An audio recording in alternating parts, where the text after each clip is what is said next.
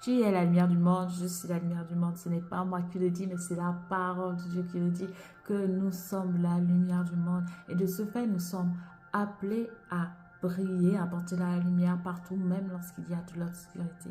Donc, bonjour la famille, j'espère que vous allez bien, que votre semaine s'est bien passée, pardon. Euh, je voudrais vous dire que toute cette semaine, nous avons échangé sur le fait que nous sommes la lumière du monde.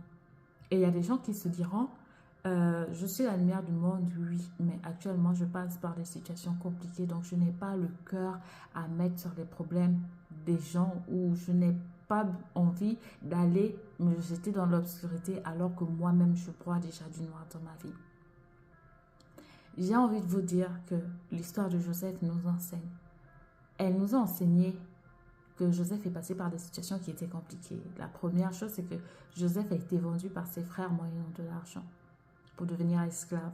Il a été esclave, puis il a été tenté par la femme de Potiphar et après il a fini en prison. Mais même dans la prison où il était, Joseph a continué à être la lumière du monde à sa manière parce qu'il faisait de l'interprétation des rêves. Et vous me direz peut-être que oui, lui, il interprétait les rêves. Moi, je ne sais pas interpréter les rêves, donc je ne me sens pas concernée. Je vous dirais que vous ne savez peut-être pas interpréter les rêves, mais vous savez être charitable envers les autres. Vous savez aimer, vous savez pardonner, vous savez être jovial. Je ne sais pas, il y a plein de caractères ou de caractéristiques comme ça que vous pouvez avoir, que vous minimisez peut-être, mais que vous pouvez valoriser. Et en valorisant cela, vous valorisez également le caractère de Christ et vous êtes la lumière du monde. Donc, pour reprendre mes propos, Joseph faisait l'interprétation des rêves en prison. Et c'est comme ça qu'il s'est fait connaître. Il y a eu un tout à coup, ou pour dire un bim, là où il était, dans le sens où le roi lui-même a fait un rêve que personne, que lui-même ne pouvait pas comprendre. Il a demandé aux personnes qui étaient à côté de lui d'apporter un éclaircissement par rapport à son rêve, mais personne n'a pu le faire.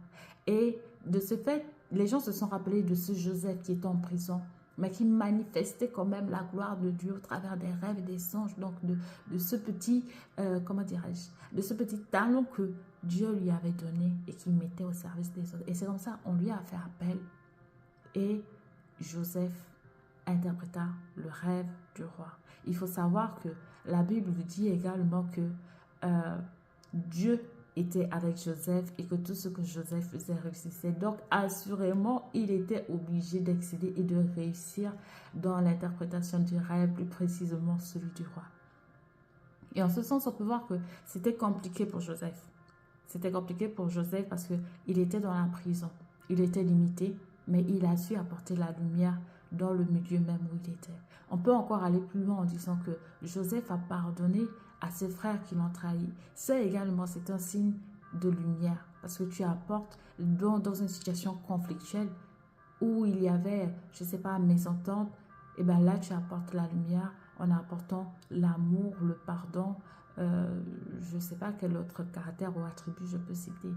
Mais une autre forme également de lumière que l'histoire de Joseph met en lumière, c'est le fait qu'il est quitté d'une situation obscure de sa vie pour aller vers la lumière. Alors oui, il est possible qu'au travers de nos vies, même si notre vie est compliquée, que nous puissions être la lumière du monde parce que nous sommes appelés à être la lumière du monde et parce que nous sommes la lumière du monde. J'aimerais faire cette prière avec toi. Cette prière où je demande au Seigneur de nous maintenir et de nous faire asseoir sur le fait que nous croyons que nous sommes la lumière du monde. Prions.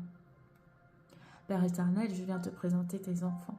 Je nous présente à toi et je te demande de faire de nous un instrument pour la gloire de ton nom. Que partout où nous passions, que si nous trouvons qu'il y a des situations qui sont conflictuelles, qui ne glorifient pas ton nom, où il y a la haine, que nous puissions apporter l'amour, que nous soyons une solution pour l'amour, que où il y a la discorde, que tu nous aides par notre présence à apporter l'entente, que où il y a la haine, tu nous emmènes à apporter l'amour, que où il y a le désespoir, tu nous emmènes à apporter l'espoir.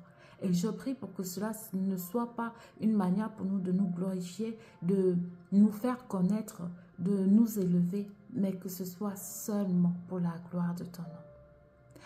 Et nous disons Amen. Quant à moi, je vous dis à très bientôt pour une prochaine vidéo. Et on se dit à très bientôt. Ciao, c'était votre sœur Cécilia.